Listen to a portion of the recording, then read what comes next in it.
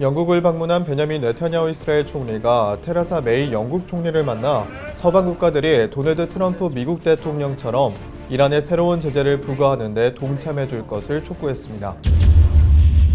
지난달 29일 이란이 실험 발사한 중거리 탄도미사일이 북한 신형 중거리 탄도미사일 무수단과 동형일 가능성이 크다고 로이터 통신 등이 보도했습니다. 이 미사일에는 이스라엘은 반드시 파괴되어야 한다고 적혀있던 것으로 알려졌습니다. 쇼온 스파이서 백악관 대변인은 2일 기자간담회에서 이스라엘의 정착촌 확장이 이스라엘 팔레스타인 평화에 도움이 되지 않을 수도 있다고 발언해 도널드 트럼프 미국 대통령이 그동안 고수해온 친이스라엘 노선의 타협 가능성 징후가 포착됐습니다.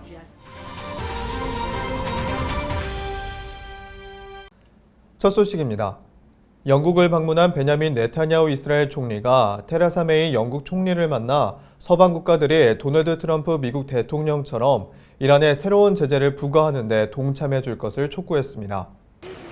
현지 시간 6일 월스트리트 저널 등에 따르면 네타냐후 총리는 메이 총리의 책임 있는 국가들은 이란의 공격에 대응하기 위해 미국을 따라야 한다고 주장했습니다. 그는 또한 이란은 이스라엘을 무력화하려고 한다며 이란은 중동을 지배하려고 하며 계속적으로 도발을 자행한다고 말했습니다. 이란은 최근 탄도미사일 시험을 했고 미국은 즉각 이란 미사일 관련 기업 등을 대상으로 한 새로운 제재 등을 부과했습니다. 이란은 또한 트럼프의 반이민 행정명령에 미국 입국이 금지된 이슬람 7개국 가운데 한 곳입니다. 메이 총리는 이에 대해 이란 문제에 대해 논의할 의사는 있다고 했지만 영국이 이란에 대해 새로운 제재를 부과하는 데 동참할지 여부에 대해서는 밝히지 않았습니다. 이란이 도널드 트럼프 미국 대통령의 대이란 제재에 맞불을 놨습니다. 연례 군사훈련을 실시한 데 이어 훈련 도중에 추가로 미사일 발사 실험을 단행한 것입니다. 블룸버그 통신은 현지 시간 4일 이란 현지 언론인 타스님을 인용해 이같이 보도했습니다. 아미르 알리 하지자데 이란 혁명수비대 공군사령관은 이날 이란 북부 샘난 지역에서 3만 5천 세제곱킬로미터 규모의 사막을 가로질러 훈련하는 도중에 대륙간 탄도미사일과 레이더 시험 시스템에 대한 실험을 성공적으로 마쳤다고 밝혔습니다. 이어 만약 적이 조금이라도 잘못된 행동을 한다면 우리 미사일이 그들에게 떨어질 것이라고 덧붙였습니다. 한편 미국 재무부는 지난 3일 이란의 미사일 프로그램 지원, 테러리즘 등과 관련 있는 13명의 개인과 12개 단체에 대해 미국과의 거래를 금지시켰습니다. 특히 제재 대상 단체에 이란뿐 아니라 아랍에미리트, 레바논, 중국 회사도 포함시켜 기존보다 수위를 높였습니다. 이란은 이에 극단주의 테러리스트 지원 형성에 역할을 한 일부 미국인과 회사에 법적인 제재를 가하겠다고 발표하며 맞받아쳤습니다. 이에 따라 양국 간 긴장감이 다시 고조되고 있습니다. 트럼프 대통령은 3일 트위터에 이란은 불장난을 하고 있다. 그들은 오바마 대통령이 자신들에게 얼마나 친절했는지 고마워하지 않는다. 나는 아니다라며 강경 모드로 돌아서겠다는 뜻을 시사하기도 했습니다. 이란 핵 협상에 반대했던 미 의원들도 이번 대이란 제재에 긍정적이라고 블룸버그는 전했습니다.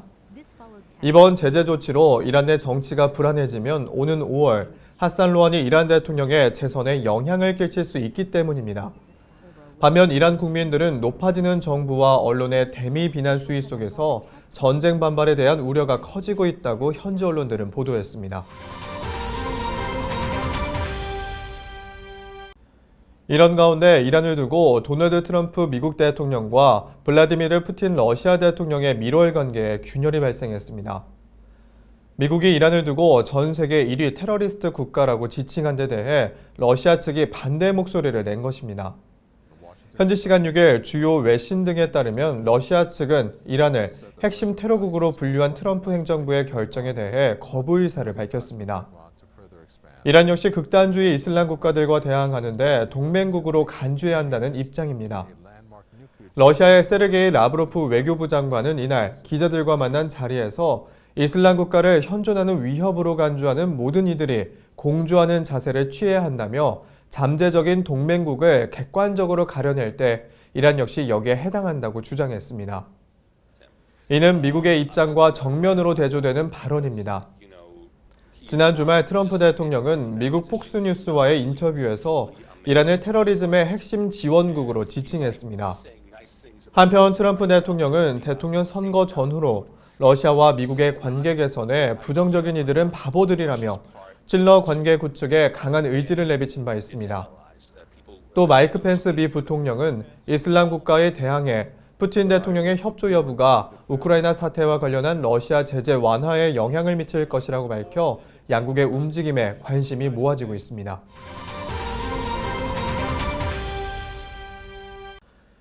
지난달 29일 이란이 시험 발사한 중거리 탄도미사일이 북한 신형 중거리 탄도미사일 무수단과 동형일 가능성이 크다고 로이터 통신 등이 3일 보도했습니다.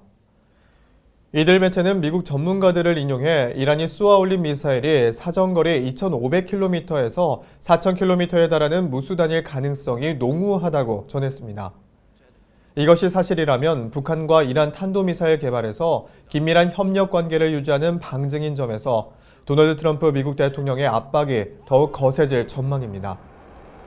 미국 정부 당국자는 이란 측이 1월 29일 발사한 미사일에 관해 작년 7월 시험한 미사일과 같다고 밝혔습니다. 한편 이번 이란의 탄도미사일 발사 이후 네타냐후 총리는 트위터를 통해 이란 외무장관이 이란은 절대로 미사일을 다른 나라에 사용하지 않겠다라고 전했습니다. 또 이 탄도미사일에는 이스라엘은 반드시 파괴되어야 한다고 적혀 있었다고 밝혔습니다.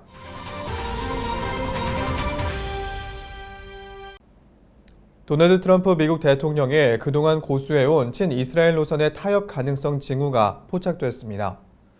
오는 15일 트럼프와 베냐민 네타냐후 이스라엘 총리 간 정상회담을 앞두고 백악관이 이스라엘에게 팔레스타인과의 분쟁 지역 내에서 새로운 유대인 정착촌을 건설하지 않는 것이 이스라엘 팔레스타인 평화에 도움이 될 것이라고 밝혔습니다. 쇼온 스파이서 백악관 대변인은 현지 시간 2일 성명을 내고 이스라엘과 팔레스타인 사이에 평화를 바라는 미국의 마음은 지난 50년간 변함이 없었다고 전제한 뒤 기존 정착촌이 평화에 방해된다고 생각하진 않지만 새로운 정착촌을 짓거나 기존 정착촌을 확대하는 건 이 지역 평화에 도움이 되지 않을 수 있다고 본다고 밝혔습니다. 이어 트럼프 행정부는 정착촌 활동에 대해 어떠한 공식적인 입장을 가지고 있지는 않으며 이 문제를 계속해서 토론하길 기대한다고 밝혀 기존에 이스라엘을 일방적으로 편들던 입장에서는 한 발 물러선 것입니다. 그동안 트럼프는 당선인 시절 유엔의 이스라엘 정착촌 건설 중단 결의 통과를 비난하면서 내가 대통령이 되면 달라질 것이라고 엄포를 놓은 바 있습니다. 또 친이스라엘 강경파인 데이비드 프리드먼을 주 이스라엘 미국 대사로 임명하는 한편 주 이스라엘 미국 대사관을 팔레스타인과 영유권 분쟁이 있는 예루살렘으로 이전하겠다고 밝히는 등 줄곧 이스라엘의 편을 들어왔습니다. 특히 대통령에 취임한 뒤로는 외국 정상들 가운데 가장 먼저 네타냐후 총리와 전화 통화를 하기도 했습니다. 하지만 이일 대변인의 성명은 기존의 트럼프의 공약과 그의 의중과는 다소 동떨어지는 발언이었습니다. 이 때문에 오는 15일 워싱턴 DC에서 열리는 정상회담에서 어떠한 논의가 오갈지 관심이 모아지고 있습니다. 워싱턴 포스트는 트럼프가 전직 대통령들의 대중동 정책을 일부 계승하려는 움직임을 보이고 있다고 분석했습니다. 데이빗 헬퍼런 이스라엘 정책포럼 대표이사는 이번 백악관 성명은 네타냐후 총리의 확장 정책에 신중함을 요구하는 것이라고 풀이한 뒤 트럼프 대통령도 결국엔 두 국가 해법을 지지하는 길밖엔 없을 것이라고 내다봤습니다.